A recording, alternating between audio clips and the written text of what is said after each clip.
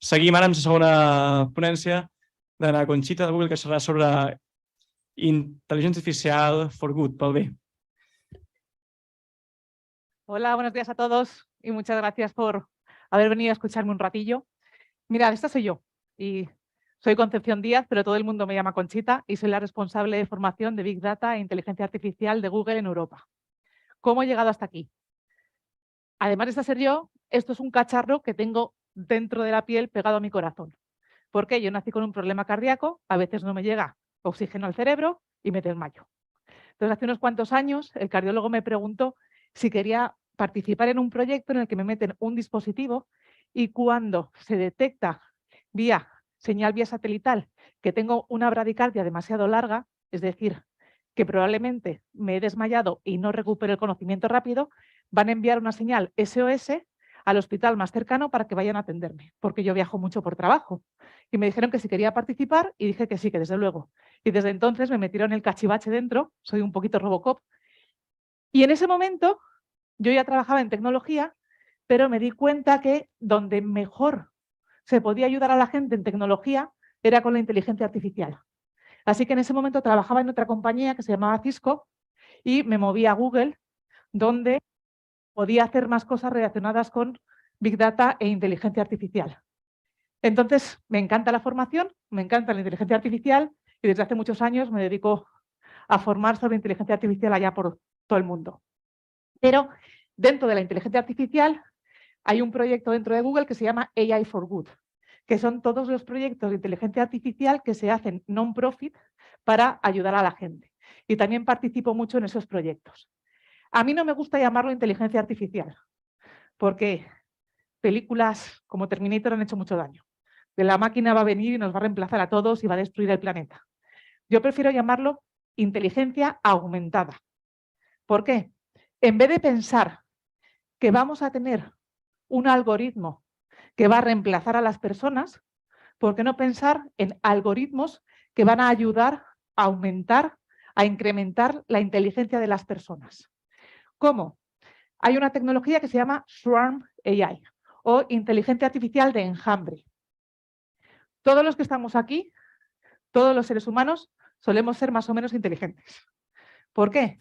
Porque no todos, pero más o menos muchos tenemos más de una neurona. Entonces, lo que realmente nos hace inteligentes no es una neurona, son los 85.000 millones de neuronas que tenemos en el cerebro interconectadas entre ellas. Eso crea un sistema que genera nuestra inteligencia y nuestro intelecto. Pues igual que esa conexión de neuronas hacen que un ser sea inteligente, ¿cómo podemos utilizar la inteligencia artificial para conectar un montón de personas y crear una inteligencia de nivel superior? Y eso es lo que se conoce como Swarm AI.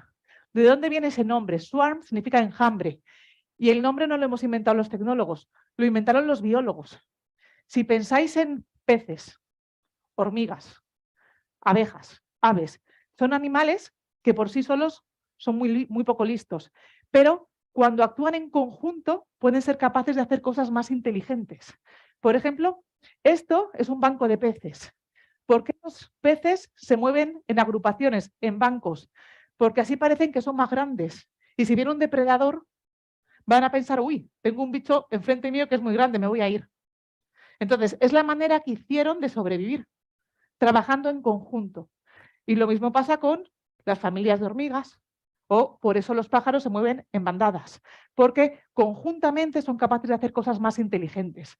Entonces, cuando hablamos de inteligencia artificial de swarm o de enjambre, consiste en tener un algoritmo de inteligencia artificial que conecte a determinadas personas para ser capaces conjuntamente de encontrar la solución a un problema que se nos plantea. De hecho, para ver esto cómo funciona, como suena un poquito místico, una de las compañías que más trabajan en Swarm AI es una startup con la que colaboramos que se llama Unanimous AI. Como nadie creía que esto funcionara, una periodista le retó y dijo, bueno, ¿esto qué es? ¿Esto cómo funciona? No me creo yo que esto me vaya a solucionar algo. Y entonces le retó. En Estados Unidos son muy famosas las carreras de caballos y la más famosa es en Kentucky. Y dijeron, ¿por qué no, utilizando un algoritmo de Swarm AI, sois capaces de adivinar la superfecta de Kentucky? ¿Qué narices es eso? La superfecta no es decir qué caballo va a ganar, sino es decir que 4 caballos van a ganar y el orden de esos 4 caballos. La compañía de IT dijo que sí, que aceptaba el reto. Y entonces, ¿qué hicieron? Pusieron un anuncio de buscamos a gente que le gusten los caballos. Entonces, 20 personas aficionadas a las carreras de caballo dijeron, quiero participar en esto. Entonces, ¿qué se hizo? Se hizo lo siguiente, esas 20 personas no se conocían de nada. Se interconectó a esas 20 personas que estaban repartidas por todo Estados Unidos a través de un algoritmo de inteligencia artificial que moderara un debate para buscar el resultado de la superfecta. Entonces, esos 20 expertos moderados por el algoritmo de inteligencia artificial dieron un resultado. Y encima, para meterles un poquito más de presión a la compañía, lo que hizo la periodista es publicarlo en Twitter. Dijo, este es el resultado que me da el algoritmo. Se fue a la carrera de caballos y ¿qué pasó? Clavado. Los 4 caballos en el orden que había predecido el algoritmo. Las apuestas estaban 540-1. La periodista metió $20 y salió con mucho dinero más. Y lo que es más fuerte es que ninguno de los 20 expertos a nivel individual hubiera predecido el resultado. Fue el trabajar en conjunto, moderados por ese algoritmo de inteligencia artificial, lo que dio el resultado correcto. No era tomar votaciones, no. Lo que hace el algoritmo de inteligencia artificial es analizar las respuestas que van dando los expertos para generar nuevas preguntas que puedan ayudar a encontrar el resultado final. Y eso que os he puesto en un ejemplo de carreras de caballos, hicimos un estudio con los médicos de la Universidad de Stanford para diagnosticar casos de neumonía en radiografías de pecho y que se conseguían mejores resultados que o bien un algoritmo de inteligencia artificial actuando solo o bien los médicos actuando de manera individual. Fue la unión de las dos cosas lo que dio mejores resultados. Si veis cómo está estructurado, cada uno de esos imanes es un experto que tienen que mover un vaso de cristal hasta poder llegar a la respuesta correcta. Entonces, según se van generando preguntas, se va moviendo, se van generando fuerzas sobre ese cristal para llegar hasta la solución óptima. Entonces, aquí estamos hablando de cómo la inteligencia artificial puede mejorar la inteligencia. Pero, ¿qué pasa con la cognición? ¿Qué es la cognición? La cognición es cómo vemos el mundo, cómo un ser humano interpreta lo que tiene enfrente de él. Y uno de los mecanismos más importantes de cognición es la vista. ¿Qué ocurre? Cada 5 segundos una persona en el mundo se queda ciega. Es decir, pierde la forma más general de comunicación humana. ¿Cómo podemos utilizar la inteligencia artificial para mejorar la vida de esas personas? Esas personas lo que sobre todo necesitan es autonomía. Para eso tenemos un proyecto que se llama Lookout. Todos tenemos un móvil y todos estamos oyendo todo el día de las cosas negativas que genera tener un móvil todo el día conectado. Cierto, pero también podemos tener cosas buenas. Lo que hemos conseguido con este proyecto Lookout es que si una persona invidente lleva un móvil conectado y lo lleva colgado del cuello, ese móvil va a ser el asistente personal de la persona invidente. Lo que va a hacer el móvil es hacer reconocimiento de imagen de manera pasiva, es decir, la persona invidente no va a decir qué hay enfrente mío. El móvil va a estar analizando todo lo que hay alrededor de la persona invidente y si detecta que hay algo que debe ser notificado, se lo comunica a la persona invidente.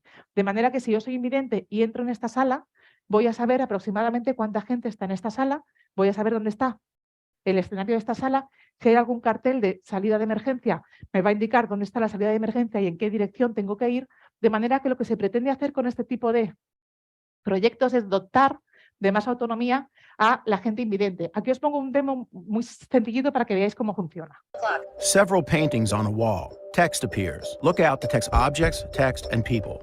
My name is Maya Scott. I'm a theater and art instructor. I was born visually impaired. When I'm working with my supplies, they don't always end up where I want them to be. Maya draws on an art paper pad. She knocks a smartphone, which is worn on a lanyard around her neck.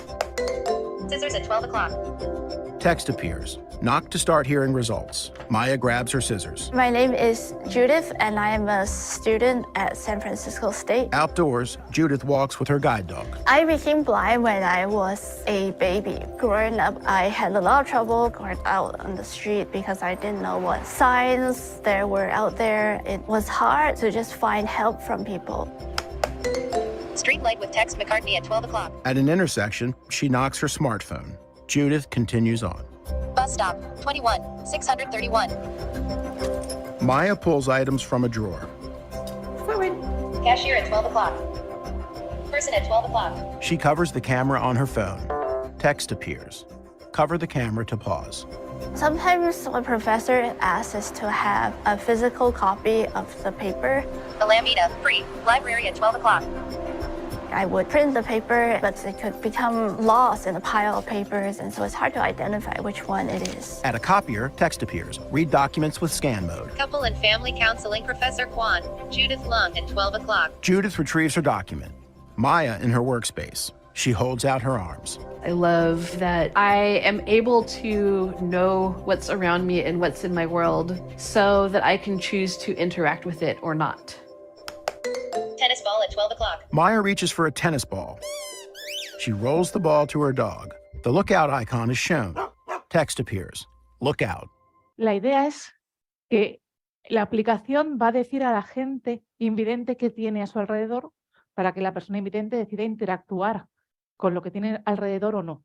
Entonces, al final es dotarles de una mayor independencia. ¿Alguien sabe quién es este señor de aquí?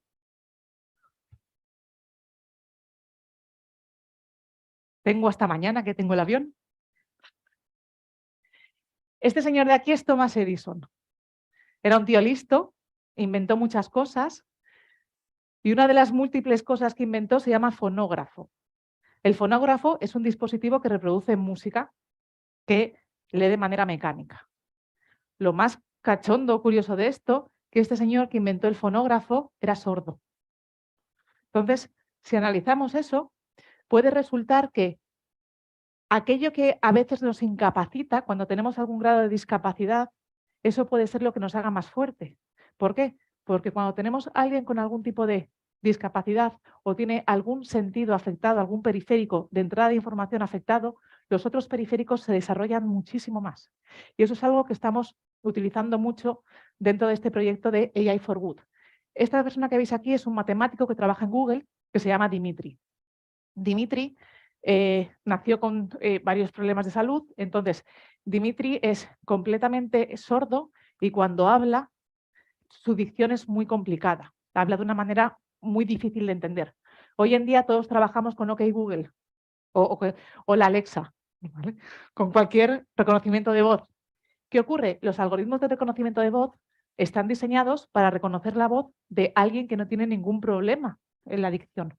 Como tú tengas una enfermedad como Parkinson o hayas tenido algún tipo de ictus que haga que tu manera de comunicarte no sea clara, los algoritmos de reconocimiento de voz tradicionales no funcionan. De hecho, mirar cómo sería Dimitri con un algoritmo de reconocimiento de voz tradicional. Google has very good general speech recognition, but if you do not sound as most of people, it will not understand you. Si veis lo que ha recibido el teléfono es rarísimo. Lo que ha interpretado no tiene nada que ver con lo que Dimitri está diciendo. Entonces dijimos, vale, Dimitri, we need you.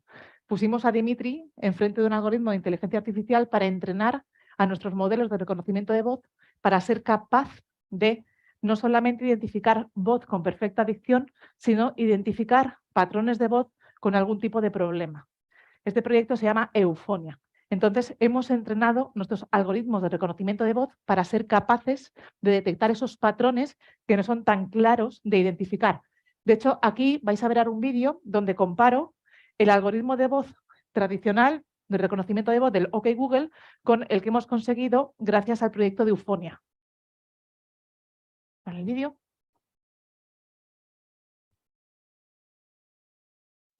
We need to make all voice interactive devices Este es el tradicional be able y este es el to mejor. understand any person who speaks to them.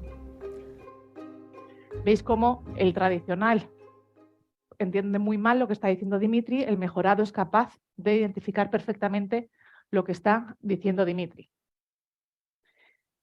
Inundaciones. Son una de las causas de mayor mortalidad en el mundo por desastres naturales. En el mundo mueren muchos miles de personas a causa de las inundaciones. Muchas personas están afectadas. ¿Cómo se podría ayudar? ¿Cómo se podría predecir para que esto no pase o reducir el número de personas afectadas? ¿Cuál es el problema que hay? El problema que hay es el siguiente. Hoy en día, con los datos públicos que hay, si tú quieres predecir que va a haber una inundación y quieres predecir qué zonas van a ser afectadas, los datos que se tienen, muy poquita calidad para poder crear modelos hidráulicos que sean precisos. De manera que los algoritmos que van a predecir que va a haber una inundación y qué zonas se van a ver afectadas es algo como esto. Sería, tienes que desalojar todo el país. ¿Por qué? Porque no son precisos. Nosotros somos Google, tenemos muchas imágenes vía satélite por Google Maps. ¿Qué hicimos? ¿Por qué no utilizamos todas esas imágenes que tenemos para ser capaces de crear unos mapas de elevación mucho más precisos, de manera que sí podamos crear modelos hidrológicos e hidráulicos mucho más efectivos que vayan a predecir si va a haber una inundación, exactamente qué partes son las que se pueden ver más afectadas para poder evacuar de una manera mucho más correcta y mucho más precisa? Y es exactamente lo que hicimos. Cogimos todas las imágenes vía satélite que tenemos por todo el mundo y hemos creado unos mapas de elevación mucho más precisos y hemos utilizado además redes neuronales para corregir dificultades que podemos encontrar en el terreno, de manera que hemos podido generar modelos hidráulicos que son capaces de... Esto es una simulación del río Hyderabad. El río Hyderabad está en la India. Cuando hay monzones es tremendo la cantidad de muertes que produce.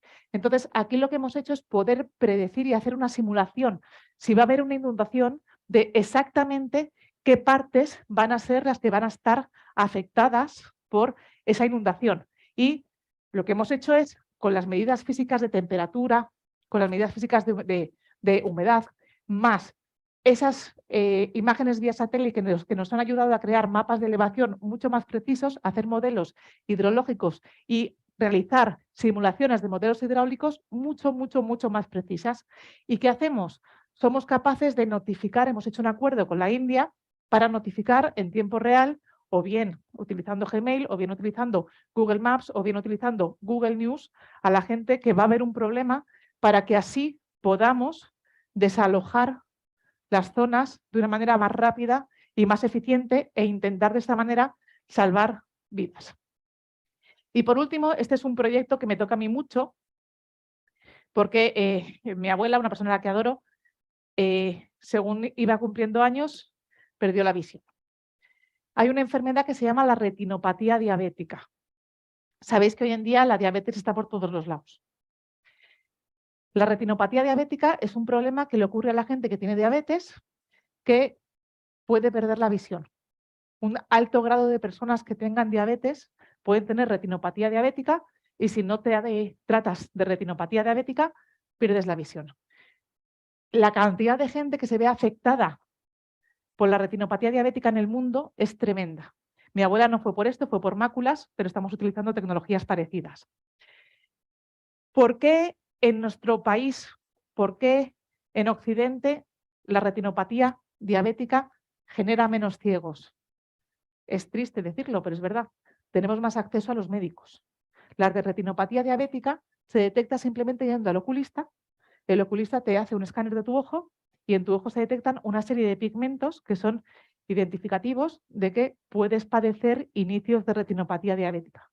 ¿Cómo es el tratamiento? Baratísimo. Simplemente es una medicación, unas pastillas, te las tomas y se frena. Entonces, ¿cuál es el problema? Países como la India, donde tienes un oftalmólogo por miles de personas. Hay mucha gente que no ha ido a un oftalmólogo en su vida. De manera que pueden perder la visión con algo que se podría resolver simplemente con una pastilla que el tratamiento cuesta $15 para todo el año. Entonces, ¿qué es lo que hemos hecho? Con los mismos algoritmos que utilizamos para detectar si la imagen es un perro o un gato, que siempre mostramos en los cursos para explicar lo que son las redes neuronales convolucionales, lo que son las redes neuronales de reconocimiento de imagen, lo que hemos hecho es entrenar un algoritmo de reconocimiento de imagen para ser capaz de detectar esas marcas que pueden ser significativas de que puedas tener retinopatía diabética. De manera que simplemente las personas que se han instalado esa aplicación, con que se hagan una foto de la cara, el algoritmo va a mirar exactamente la parte que tiene que identificar del ojo para detectar si hay posibilidad de tener retinopatía diabética o no. Y si el algoritmo detecta que sí, genera una alerta al hospital para que se le mande la medicación directamente a la persona que está afectada. ¿Qué hemos utilizado aquí? Las mismas redes neuronales convolucionales que utilizamos para reconocimiento de imagen, que utilizamos en todos los juegos por ordenador. Utilizando esa tecnología estamos haciendo soluciones que pueden mejorar mucho la vida de las personas. De hecho, cuando se ha publicado el paper en el que hablamos de este proyecto, ha sido uno de los papers más comentados dentro de la comunidad científica. Ha tenido mucha repercusión porque es que además, utilizando esos mismos algoritmos, hemos sido capaces de predecir cosas que no teníamos ni idea antes de utilizarlos. Mirar, la retina de un ojo es como tu DNI. No hay dos retinas iguales. Con la retina de un ojo tú puedes identificar perfectamente a una persona. Pues se ha descubierto que analizando esa imagen de tu ojo, también somos capaces de predecir posibles ataques o infartos o ictus. O sea, se están haciendo muchos estudios en los cuales simplemente con una foto de tu ojo, eso puede ser un identificador de que algo malo va a pasar. Entonces, seguimos investigando sobre ello, pero es una investigación que tenemos en marcha y que realmente está dando resultados súper importantes. ¿Por qué os cuento esto? Porque vivimos en un mundo bastante feo y cada vez más feo. Con la tecnología podemos hacer muchísimas cosas. Muchas veces cuando se habla de inteligencia artificial se habla desde el prisma negativo, desde las cosas negativas que se pueden generar con la inteligencia artificial. Pero hay cosas muy positivas a nivel médico, a nivel de cambio climático. Tenemos muchísimos proyectos. A nivel de cómo hacer la educación más accesible, a la hora de hacer un mundo más inclusivo. Entonces, dentro de la inteligencia artificial hay muchísimos proyectos que se basan simplemente en eso, en cómo poder mejorar la vida de las personas gracias a la inteligencia artificial. Así que es un campo que yo recomiendo a todos que analicéis, que os metáis en ello. Es un mundo precioso, es un mundo maravilloso, es un mundo donde va a hacer falta mucha gente porque hay mucha falta de conocimiento y es un mundo al que todos animo que exploréis. Y con eso ya terminamos. Es que estaba mirando, digo... ¿El qué? ¿Tengo 5 minutos? Gracias. Muchas gracias. No sé si tenéis alguna preguntilla. Están tímidos. Sí.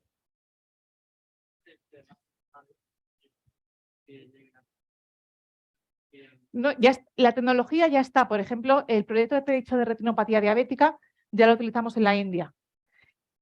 ¿Qué ocurre? En el mundo hay una cosa que es muy problemática, que es la política. Entonces hay que establecer agreements con gobiernos porque otra cosa que es importante entender es que necesitamos datos. Necesitamos a veces datos médicos para poder analizarlos. Entonces, en algunos países eso es más rápido y más sencillo de conseguir que con otros. Entonces, lo que es la tecnología, Lookout ya está. Tú te puedes ir a Google Play y te puedes descargar Lookout y lo puedes testear. ¿Vale? Lo de retinopatía diabética también. Ya está operativo y ya lo tenemos en producción. Eufonia también. Estos proyectos que os he comentado son proyectos que ya son públicos. O sea, tenemos muchos que tenemos en investigación, que son internos, que todavía no han salido al público, pero estos en concreto, todos ya son públicos y todos ya se pueden utilizar. Eso es lo que ha hecho el algoritmo de inteligencia artificial.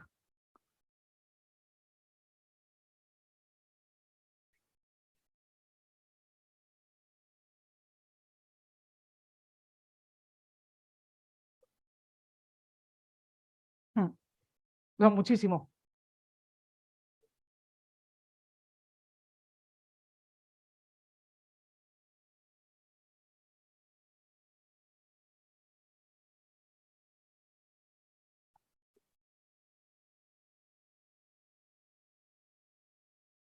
El ser humano tiene un problema muy grande. ¿Sabes cuál es? El ego. Entonces, cuando tenemos que resolver un problema en común, muy complicado porque todo lo queremos resolver nosotros. Y quieres ser tú el que dé la respuesta correcta. Entonces, ahí tienes toda la razón. Los animales no tienen ese problema, saben que para sobrevivir tienen que colaborar. El ser humano, en principio, a día de hoy, no tenemos que colaborar para poder sobrevivir, porque la supervivencia la tenemos garantizada. Entonces, tienes exactamente toda la razón, porque al final lo que está haciendo la IA es ser el moderador de un debate para que todos colaboren. Que efectivamente, si todos colaboráramos de una manera completamente transparente y franca, se podría llegar al mismo resultado, completamente de acuerdo. Pero lo que aquí estamos haciendo, o lo que se puede conseguir, es impedir barreras, porque esas 20 personas, en este caso, pueden estar en diferentes partes del mundo y ni conocerse. ¿Vale? En este caso, eran 20 personas que no tenían ni idea quiénes eran, ni se conocían de nada. No era un equipo de trabajo.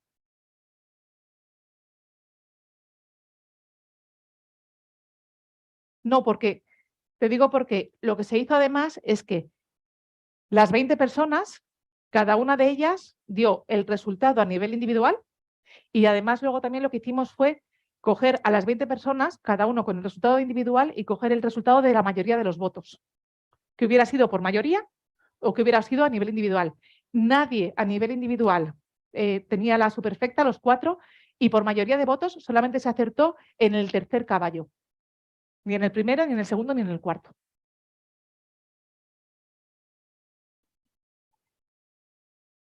La inteligencia artificial es un moderador. ¿Qué es un moderador? Yo te hago una pregunta y en función de lo que tú respondes y en función de lo que él responde y en función de lo que ella responde, analiza las diferentes respuestas y entonces ve qué parte, qué pregunta te puede hacer a ti la siguiente para influir si tú continúas con tu respuesta o te quieres mover un poco o te quieres inclinar a la respuesta que han dado tus otros compañeros. Entonces, lo que hace es preguntar a nivel individual, analiza las respuestas de todos y en función de esas respuestas analiza los que son más diferentes, en qué se basa esa diferencia para intentar moverte, intentar posicionarte hacia ese lado. Si ve que es incapaz de posicionarte hacia ese lado, lo que va a hacer es retar ahora a la mayoría que está dando una solución diferente para ver si les abre la luz para ir hacia tu lado. Entonces es como si fuera un moderador que analiza las respuestas y en función de las respuestas de todos genera las preguntas para poder intentar influenciar hasta llegar a una solución común. Sí.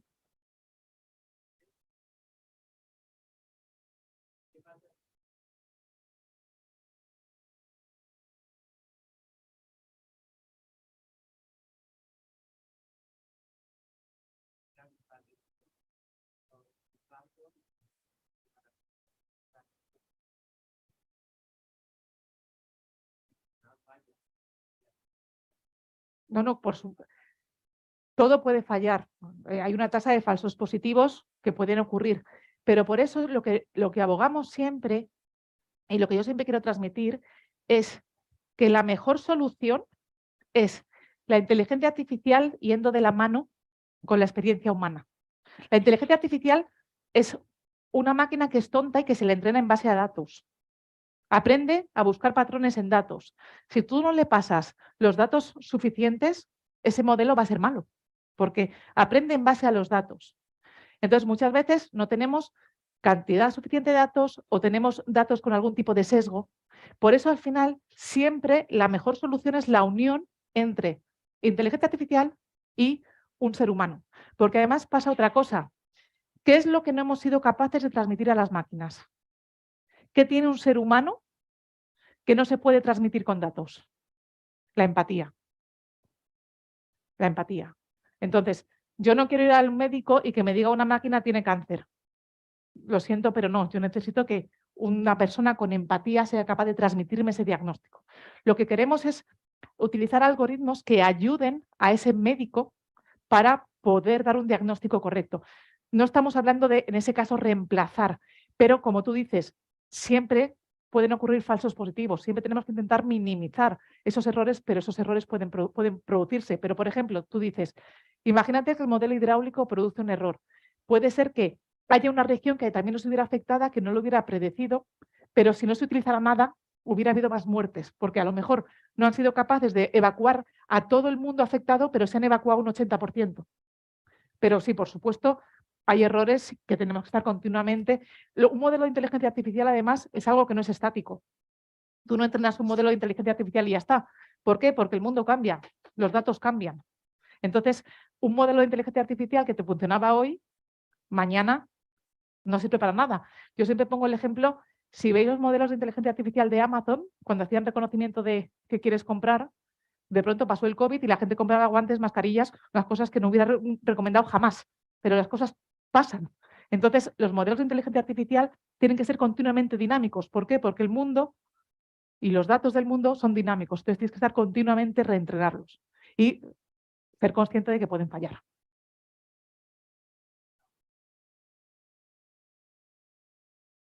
Sí. Vale. Mira, con el tema del COVID, ¿vale? Por ejemplo, nosotros hemos, y muchas compañías, han hecho muchos algoritmos para, una vez que ya teníamos el problema, poder identificar qué zonas van a ser las más afectadas. ¿Se podría haber predecido si hubiéramos tenido los datos?